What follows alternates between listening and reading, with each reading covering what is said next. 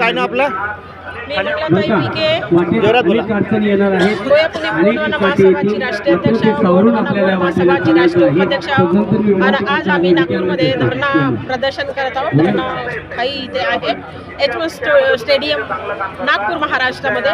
इथे दूरदूरून लोक आले आहे. आमच्या ज्या मागण्या आहे, आमचं जे आरक्षण आहे खतम करत आहे आणि जे आमचे जंगल आहे छत्तीसगडचे ते बस्तरचे पूर्ण सरकार मिळून ते कापत आहे. तर आम्ही पूर्ण जे भारत देशामध्ये जे लोकशाही आहे त्यांना विचारण्याची इच्छा करतो की ऑक्सिजन फक्त आदिवासी समुदायाला नाही सगळ्यांना पाहिजे, कारण सगळे ऑक्सिजनवरती आहे. तर आमच्यासोबत आवाज करून नाही उचलत का फक्त आदिवासीच आवाज उचलत का आदिवासीच उचलत का आदिवासीलाच पाहिजे का ऑक्सिजन? हे पूर्ण भारत जीव जंतू पशु पक्षी मानव सगळ्यांनाच पाहिजे. तर म्हणून माझी हे इच्छा आहे की भारत देशाच्या सगळ्या नागरिकांना विनंती आहे की तुम्ही पण आवाज उचला आणि आमच्या आरक्षणावर जो गदा करत आहे ते बी कम करा.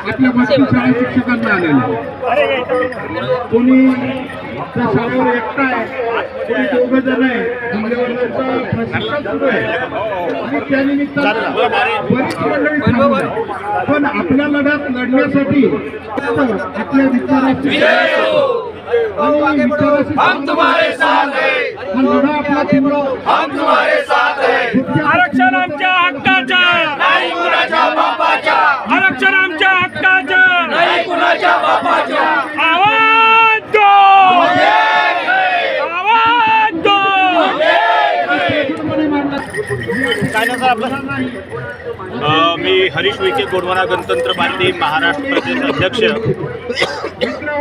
काय सांगाल?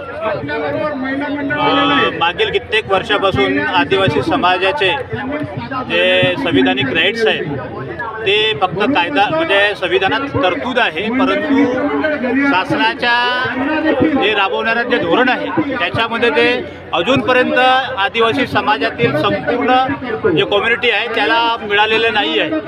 आणि त्याच्यामुळे आज आदिवासी समाजाचे असे हाल अपेक्षा झाले आहे की जंगल जर कटत असेल तर विस्थापन आदिवासी होत असेल, एखादी बांध जर बनत असेल तर विस्थापन आदिवासी केलं जात असेल, एखादी ट्रायगर प्रोजेक्ट येत असेल तर तिथं आदिवासी विस्थापन केलं जात असेल, जिथं खनिज संपदा असेल म्हणजे प्रोजेक्ट आणलं जात असेल तिथं आदिवासीला विस्थापन केलं जात आहे.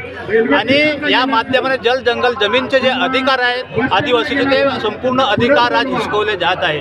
दुसरी गोष्ट संविधानात दिलेल्या त्या तरतूद आहेत. आता आमचं जे संविधानाचं आरक्षण आहे त्या जो आरक्षण आहे 7.5% आरक्षण आहे, पण त्या आरक्षणामध्ये